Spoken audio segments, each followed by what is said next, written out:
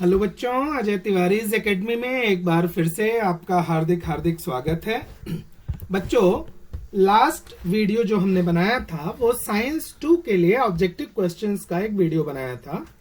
इस वीडियो में हम साइंस 1 के लिए जो ऑब्जेक्टिव क्वेश्चंस हैं उनको हम यहाँ पे चर्चा करेंगे।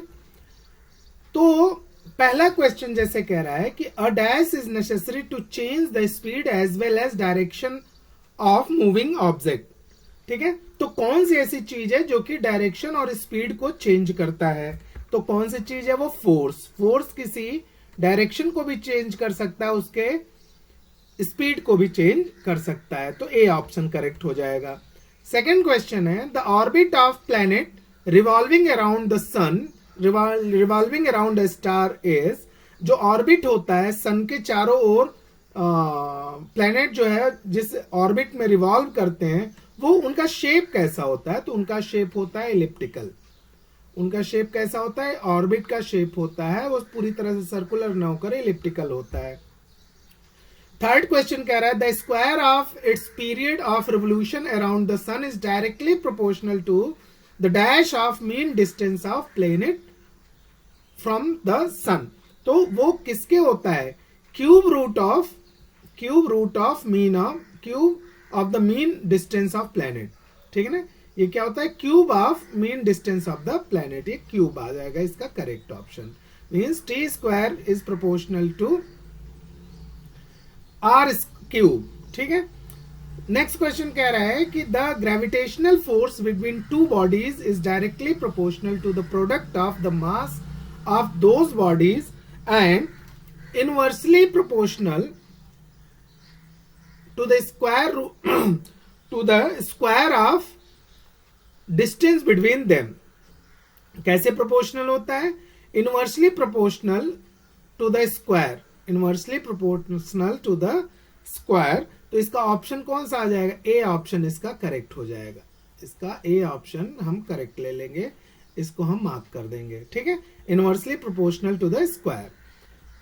फिफ्थ क्वेश्चन कह रहा है the value of universal gravitational constant G in SI unit. SI unit में यूनिवर्सल ग्रेविटेशनल कांस्टेंट वो कितना होता है? 6.73 into 10⁻⁻11 newton metre square KG square. ठीक है, तो 6.673 10⁻11 newton metre square KG square. ये वाला ऑप्शन हमारा ये करेक्ट हो जाएगा। नेक्स्ट क्वेश्चन कह रहा है कि the dash force is much weaker then other force in nature. इनमें से कौन सा फोर्स दूसरे फोर्स से बहुत कमजोर होता है? तो वो ग्रेविटेशनल फोर्स होता है। जो इलेक्ट्रोमैग्नेटिक फोर्स हुआ, जो न्यूक्लियर फोर्स हुआ या इंटर मॉलिक्यूलर फोर्स हुआ, उससे काफी कमजोर ये फोर्स होता है। नेक्स्ट क्वेश्चन, 7th क्वेश्चन क्या कह रहा है कि the value of gravitational acceleration ji is highest at the pole.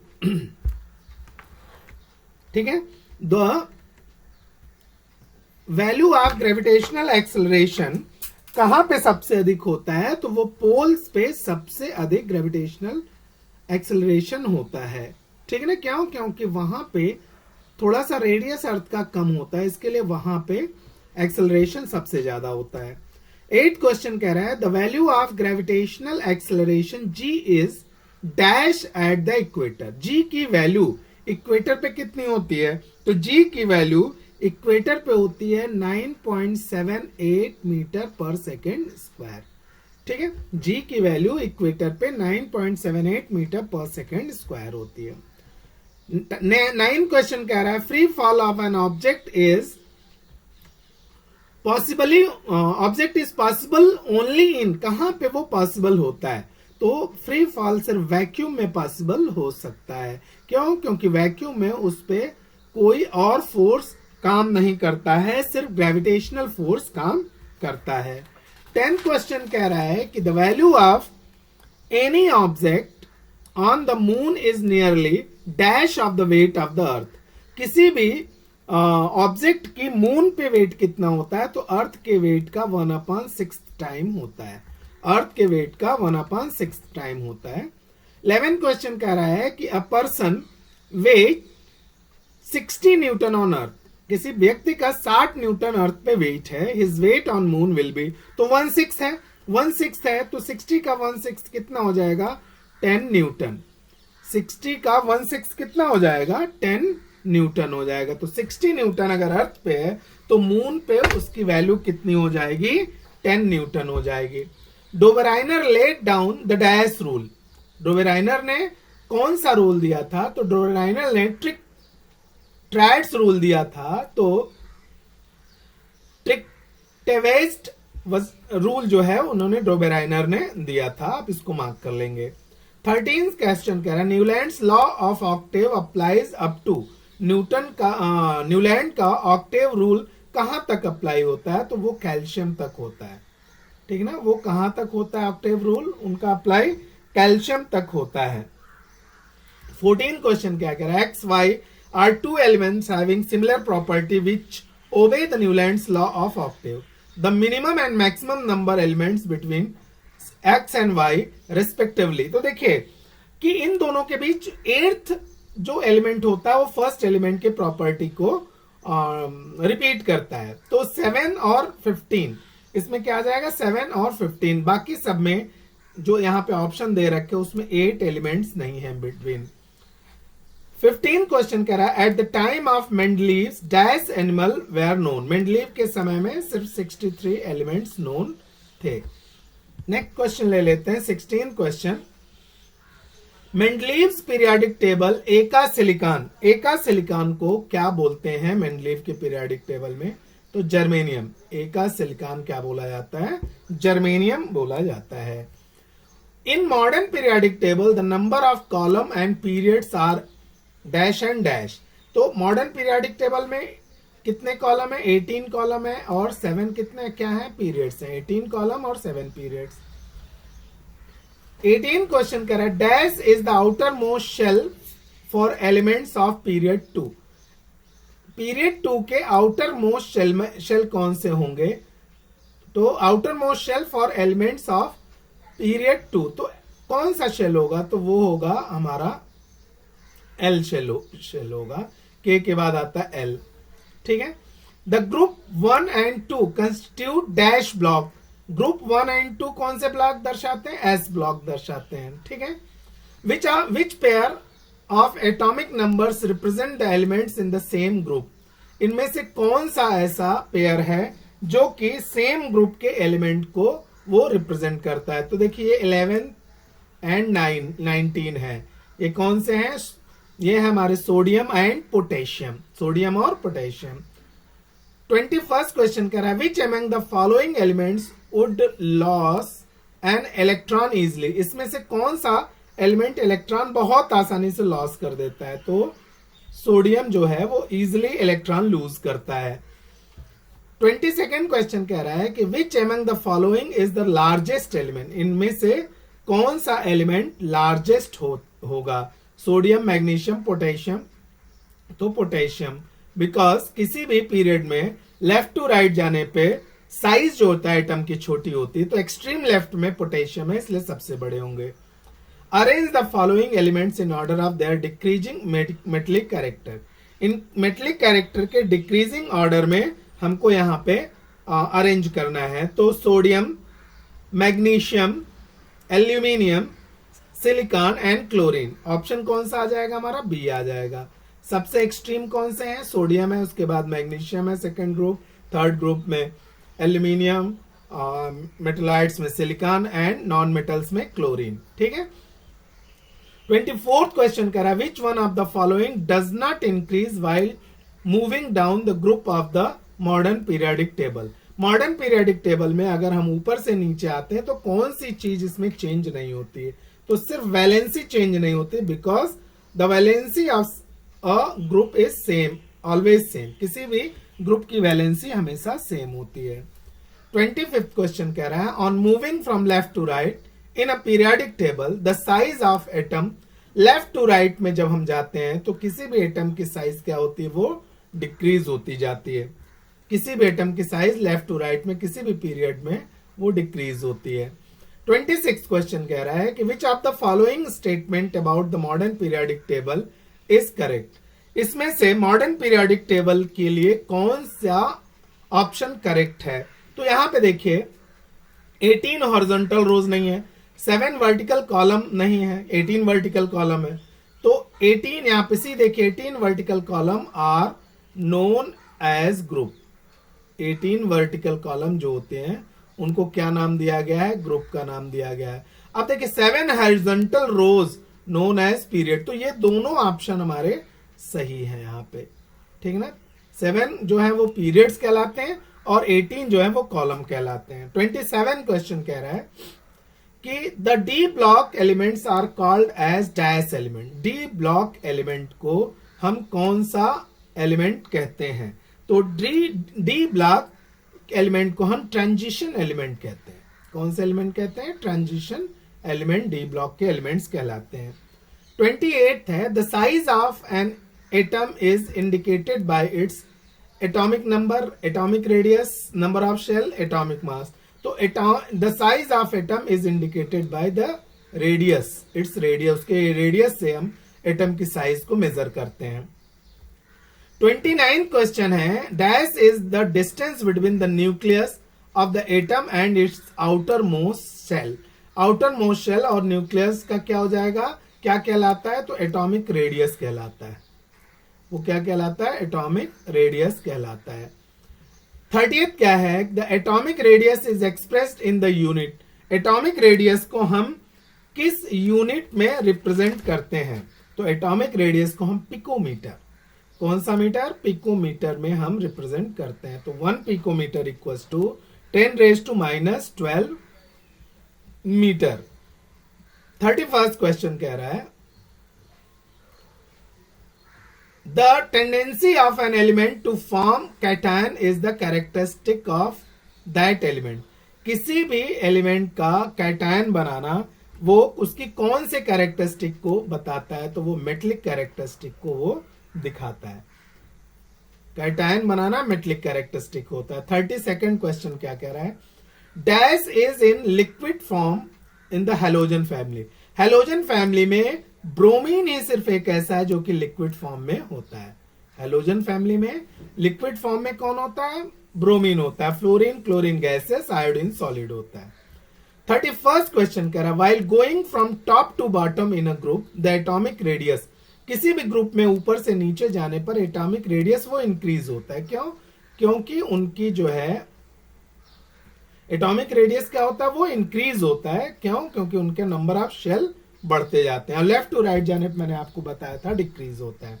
34th question क्या कह रहा है कि the tendency of an element to form anion is the characteristic of the element. तो एनायन बना रहा है मतलब उसकी नॉन मेटलिक कैरेक्टरिस्टिक होता है। एनायन बनाना किसी भी एलिमेंट का नॉन मेटलिक कैरेक्टरिस्टिक होता है। 35th क्वेश्चन कह रहा है the element from the zero group are called. Zero group के एलिमेंट्स को क्या कहते हैं? उनको नोबल गैस कहते हैं। जीरो ग्रुप के एलिमेंट्स को नोबल गैस कहते हैं। 36th क्वेश्चन कह रहा है writing a chemical reaction in brief by using chemical formula is called. किसी भी केमिकल फॉर्मूला को जो ब्रीफ में लिखने को क्या कहते हैं? केमिकल इक्वेशन कहते हैं। उनको क्या कहते हैं? केमिकल इक्वेशन कहलाता है केमिकल फॉर्मूला को छोटे में लिखने को। When the positive charge on an ion increase or negative charge on them decrease, this is called reduction. क्या कहलाता है? वो रिडक्शन कहलाता है। पॉजिटिव चार्ज वो इंक्रीज होगा, नेगेटिव चार्ज डिक्रीज होगा, उसको क्या कहते हैं? रिडक्शन कहते हैं। The chemical reaction in which 2 or more product are formed from a single reactant is called decomposition. एक कंपाउंड से 2 या 2 से ज्यादा कंपाउंड बन जाना या प्रोडक्ट बन जाना उसको डिकम्पोजिशन रिएक्शन कहते हैं। 39th क्वेश्चन कह रहा है in the chemical equation the dash are written on the left side.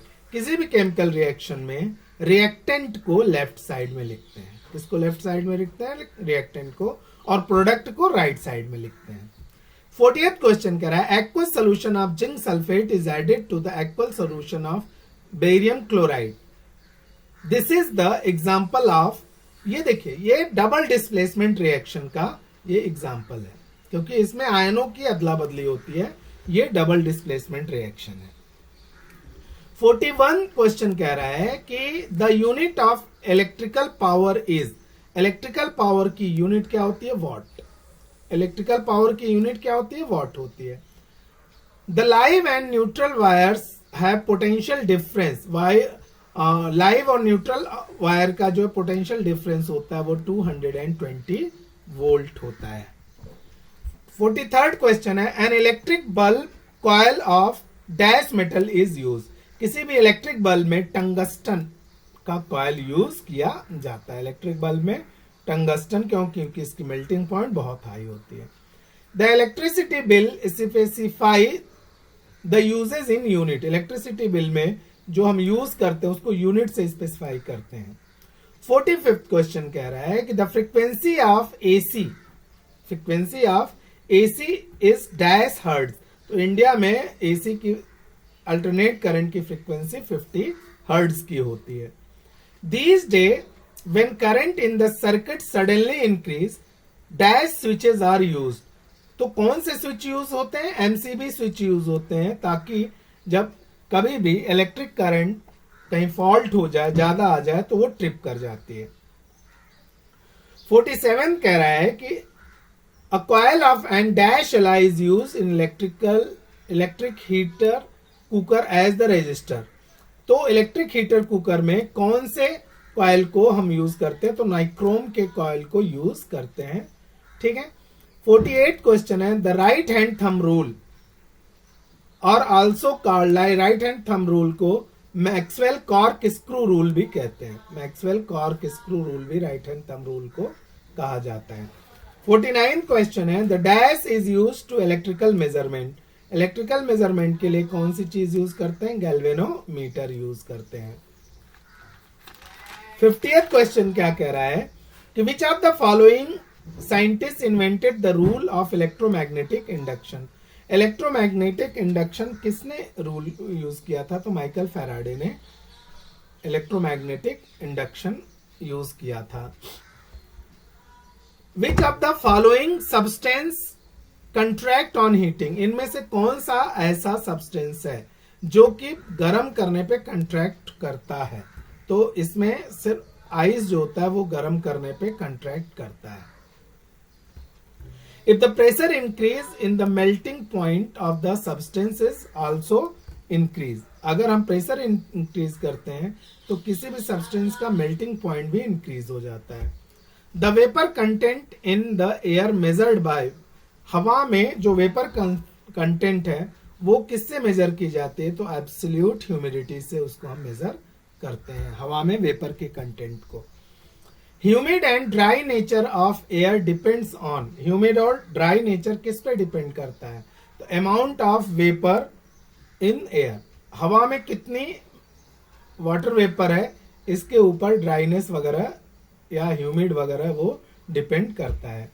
Vapour in the air, air condense to form, vapour अगर हवा में है तो कंडेंस होके वो क्या बनाता है? तो देखिए यहां पे बच्चों कुछ भी स्पेसिफाई नहीं दिया, तो वो फॉग भी बनाता है, वो स्नोफॉल भी बनाता है और रेनफॉल भी कंडेंस होके एयर का हवा बनाता है।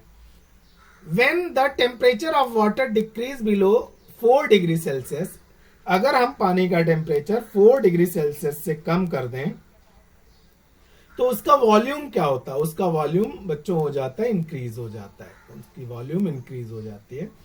57 क्वेश्चन कर रहा है, in a region with cold climate the aquatic animal can survive at 4 degree Celsius because ice floating on water is insulator, जो आइस होता है पानी के ऊपर तैरता है वो इंसुलेटर होता है, तो बाहर की हीट को अंदर नहीं जाने देता। The heat from water can not transfer to the, जो पानी की गर्मी होती है एटमॉस्फेयर में नहीं जाती है। एनॉमलस बिहेवियर ऑफ वाटर, मतलब ये सभी चीजें के कारण जो होता है वो मछलियां उसमें जिंदा रहती हैं। 58 क्वेश्चन कर रहा है, from the option given below specify the heat dash is maximum, इसमें से किसके हीट स्पेसिफिक हीट किसकी मैक्सिमम होती है? तो कॉपर, सिल्वर, आयरन, मरकरी, तो आयरन की जो स्पेसिफिक हीट होती है वो सबसे ज्यादा होती है। Ice ball prepared from shredded ice again. This is an example of रिजिलेशन. रिजिलेशन का एग्जाम्पल होता है कि फिर से वो आइस में कन्वर्ट हो जाए. The SI unit of specific heat. Specific heat की एसआई यूनिट क्या होती है? जूल पर केजी डिग्री सेल्सियस. जूल पर केजी डिग्री सेल्सियस को केल्विन में भी हम टेम्परेचर को लेंगे तो वहां केल्विन हो जाता है. 61st क्वेश्चन होता है dash apparatus is used to study the anomalous behavior of water. anomalous behavior of water को हम स्टडी करने के लिए होप्स apparatus यूज करते हैं. Dash heat is necessary to raise 1 kg of water from 14.5 degree Celsius to 15.5 degree. तो 1 joule जो है वो एनर्जी हीट यूज होती है पानी को 1 डिग्री सेल्सियस गर्म करने के लिए. अब यहां पे कह रहा है due to dash pencil looks bent in the water given experiment. किसके कारण पेंसिल जो होता है बेंट दिख रहा है? तो refraction of light. Refraction of light के कारण वो बेंट दिख रहा है. In the following diagram I is 40. तो ई कितना? तो जितना इंसिडेंट एंगल होता है उतना ही इमर्जेंट एंगल भी होता है. तो ये दोनों इक्वल हो जाएंगे. तो ये 40 है तो ये भी कितना हो जाएगा? 40 हो जाएगा. A ray of light strike the glass slab at an angle with the surface of the slab. Slab के surface से वो 40 डिग्री बनाता है. Then the angle of incidence. तो angle of incidence कितना हो जाएगा? ये 50 डिग्री हो जाएगा. Angle of incidence वो कितना हो जाएगा? 50 डिग्री हो जाएगा. Angle of incident वो 50 डिग्री हो जाएगा. ठीक है. तो यहां पे हम 50 लिख देंगे. ये 50 डिग्री 50 एंगल ऑफ इंसिडेंट हम 50 लिख दे रहे हैं. ये 50 डिग्री हो जाएगा. ठीक है. नेक्स्ट क्वेश्चन ले लेते हैं. 66 we see the sun even after it goes below the horizon because of the refraction of light. Refraction of light के कारण ही हम सन को डूबने के कुछ मिनट बाद भी देख सकते हैं. Dash this is the unit of refractive index. Refractive index की कौन यूनिट होती है? 67 क्वेश्चन कह रहा है कि रिफ्रैक्टिव इंडेक्स की यूनिट कौन सी होती है? तो रिफ्रैक्टिव इंडेक्स की कोई यूनिट नहीं होती है. रिफ्रैक्टिव इंडेक्स की कोई यूनिट नहीं होती है. 68th क्वेश्चन कह रहा है कि n equal to dash is the law is called Snell's law. तो sine I upon sine R. Sine I upon sine R is called Snell's law. Sine I upon sine R. तो sine R upon sine I यहां पे दे रखा. Sine R upon sine I upon sine R. यहां 2 बार sign ए type कर दिया है लेकिन ये होगा sine I upon sine R. Lights of the different colour are use in as use at signals for safety transport from these wavelength of red light. Red light की wavelength कौन सी use होती है? 700 की नैनोमीटर की wavelength use होती है. For the refractive index of air with respect to glass is 2/3. What is the refractive index of glass with respect to air? तो उसका रेसिप्रोकल हो जाता है तो 3/2 हो जाएगा. The process of separation of light to its component colour while passing through a medium is called dispersion of light. किसी भी लाइट को उनके घटक रंगों में बदलने को dispersion of light बोलते हैं. Light change its direction when going from one transparent medium to another transparent medium. This is called refraction of light. इसको क्या कहते हैं? refraction of light कहा जाता है. ठीक है. फिर question number 73. A ray of light get refracted while entering the lens. तो अगर लेंस से जब वो पास हो रहा है तो वो while entering the lens, lens से पास होते समय वो कितनी बार रिफ्रैक्ट होता है? तो वो सिर्फ एक बार रिफ्रैक्ट होता है. किसी भी लेंस से पास होते समय लाइट एक बार रिफ्लेक्ट होता है. 74th क्वेश्चन कह रहा है the point inside the lens on the principal axis through which light ray pass without changing their path. किसी भी लेंस से अगर लाइट पास हो रही है तो कौन सा ऐसा पॉइंट है जहां से वो बिल्कुल चेंज नहीं होती है, ठीक है ना, उसके पाथ में चेंज नहीं होता है। तो अगर वो ऑप्टिकल सेंटर से पास हो रहा है तो लेंस में वो बिल्कुल चेंज नहीं होता है, ठीक है। ऑप्टिकल सेंटर से वहां पे कोई भी ऑप्टिकल सेंटर से जब कोई लाइट पास होती है तो वो अपना पाथ चेंज नहीं करती है। 75th, virtual image is form if an object is place. कहां पे प्लेस करते हैं, तो बिटवीन F1 एंड O यहां पे प्लेस करेंगे, लेकिन यहां पे एक लेंस नहीं दे रखा है, तो कॉन्वेक्स लेंस में अगर रहेगा तो वो F1 एंड O के बीच रखने पर उसमें चेंजेस मतलब वो वर्चुअल इमेज बनता है। 76 करा है, in the convex lens if an object is place, convex lens में ऑब्जेक्ट 2F1 पे रखा हुआ है, the image is form 2F2। यहां पे बच्चों F2 आना चाहिए, यहां पे F1 ही लिखा हुआ है, 2F2, ये F2 पे वो इमेज बनता है, F2 पे बनता है, ठीक है ना। तो यहां पे 2F1 लिख दिया है, 2F2 पे बनता है। All the distance parallel to the principal axis are measured from. कहां से उस सारे डिस्टेंस को मेजर करते हैं, ऑप्टिकल सेंटर से सारे डिस्टेंस को मेजर किया जाता है। A small hole of changing diameter at the centre of iris is called. उसको क्या बोलते हैं, प्यूपिल बोलते हैं। आंख में जो छोटा सा होल होता है और वो चेंज होता रहता है, क्या बोलते हैं उसको, प्यूपिल बोलते हैं। For normal human eyes the near point is at 25 centimetre. Near point कितना होता है, 25 सेंटीमीटर। 88th क्वेश्चन करा है कि the image form by dash lens is always virtual and small. तो बाई कॉन्वेक्स लेंस का जो बनता है इमेज वो हमेशा वर्चुअल बनता है और छोटा बनता है। 81 क्वेश्चन है, in the relax state the focal length of healthy eyes is 2 centimetre. Relax अवस्था में हेल्दी आई का फोकस लेंथ कितना होता है, 2 सेंटीमीटर होता है। For the specific glass lens f equals to 0.5, this is the only information given to the student. Which type of lens is given to him and what is its power? उसकी कौन सा lens होगा, उसकी power कितनी होगी, तो उसका power होगा 2D होगा, और लेंस कौन सा होगा, कॉन्वेक्स लेंस होगा। लेंस कौन सा होगा, कॉन्वेक्स लेंस होगा। f इक्वल्स टू 1/d हम उसको कैलकुलेट करते हैं, d equals to 1/f, power equals to 1/f, तो 1/0.5 तो 2D हो जाएगा, ठीक है। नेक्स्ट क्वेश्चन ले लेते हैं। 83rd क्वेश्चन है कि इन मायोपिया ह्यूमन आई, मायोपिया में ह्यूमन आई में क्या होता है कि दूर की चीजें mean distant object can not see the distance object clearly. Myopia में दूर की चीजें क्लियरली दिखाई नहीं देती हैं, ठीक है। इसके बाद आता है due to elongation of dash increase the curvature of eye lens a person can not see the distant object clearly. तो किसके एलोंगेशन में, आई बॉल का अगर एलोंगेशन हो जाता है तो दूर की चीजें क्लियरली दिखाई नहीं देती हैं। In hypermetropia human eye can see distant object clearly. वो दूर की चीजों को बड़े आसानी से देख लेता है, नजदीक की चीजों को देख नहीं पाता, ठीक है।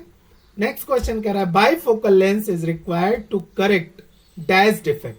बाईफोकल लेंस वो कौन, बाईफोकल लेंस जो होते हैं वो प्रेस बायोपिया को करेक्ट करने के लिए वो बनाए जाते हैं। फिर क्या कह रहा है dash time larger image can be obtain by using simple microscope. Simple microscope को यूज करके कितने टाइम लार्जर इमेज बना सकते हैं, देख सकते हैं, तो 20 टाइम लार्जर इमेज हम सिंपल माइक्रोस्कोप से देख सकते हैं। फिर कह रहा है dash is the combination of 2 convex lens with small focal length. तो कौन सा ऐसा है जिसका में 2 कॉन्वेक्स लेंस यूज होते हैं जिसमें छोटे फोकल लेंथ होते हैं, तो वो होता है सिंपल माइक्रोस्कोप। सिंपल माइक्रोस्कोप हो तो ये हमने लेंसेज तक के सारे ऑब्जेक्टिव लिए। इसके बाद जो अगर वीडियो हम जो बनाएंगे उसमें बाकी के 3 चैप्टर के ऑब्जेक्टिव क्वेश्चंस हम ले लेंगे।